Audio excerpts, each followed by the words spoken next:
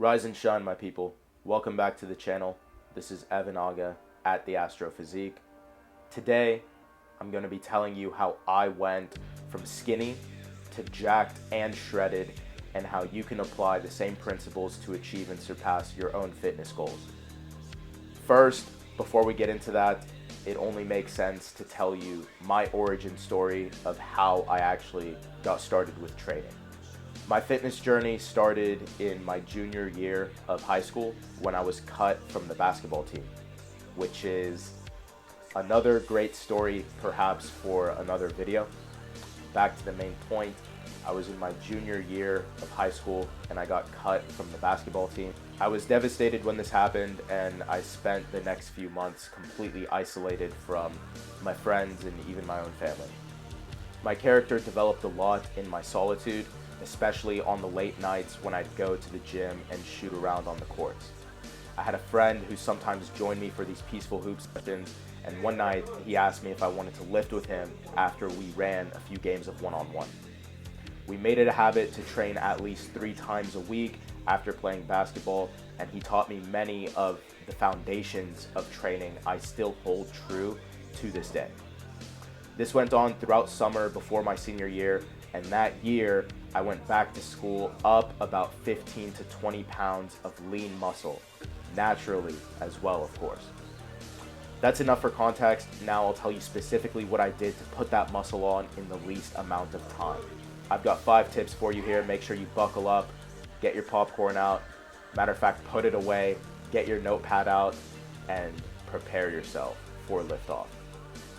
Number 1, I focused on getting stronger in compound exercises. Bench, squat, and rows were the bread and butter of my training when I started.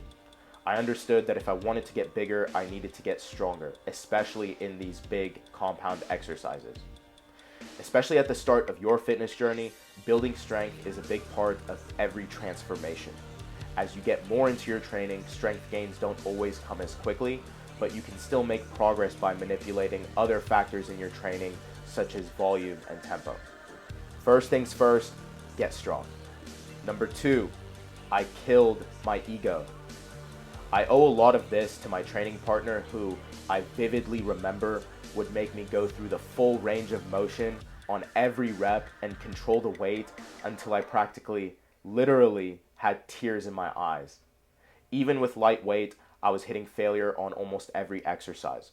I was not scared of hitting failure because I knew my threshold of resistance was growing and would eventually result in the progress I desired. I was never embarrassed to work hard and fail, something you really don't see often in the gym. Having a training partner helps you do this more safely. Even still, you can avoid risk by sticking to weight that you can control and challenge yourself with at the same time. Number 3, I was consistent. Every day, from the first session, something about the pain and soreness resonated deeply with me. I knew I was weak and I could not stand it. Failure lit a fire under me that burned brighter with every second in and out of the gym. It was all I could think about. I had all the energy in the world and a renewed sense of purpose. Once I saw just a hint of progress, I knew I could not stop, and I became addicted to my craft. Even when training partners fell off, I stayed consistent. I've been through many training partners in my fitness journey, and I've learned that as helpful as they can be, you have to be able to go in there and do the work yourself no matter what, because you're the one who reaps the benefits, nobody else. I had many opportunities to slow down or quit, but giving up was never an option for me. Number 4 is diet. As much as I fell in love with training, that was only half the battle. I quickly learned the value of the fuel I put in my body and how that would elevate not only my performance in the gym, but my results as well. I focused on bringing my protein up to about 1 gram per pound of body weight, and I made no excuses about it, point blank period.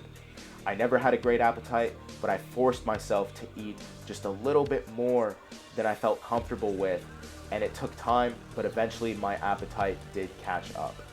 You see the most results by far when you dial in your diet, whether you're trying to bulk up or cut down. I always say the diet is the X factor. Number 5, last but not least, is your own belief.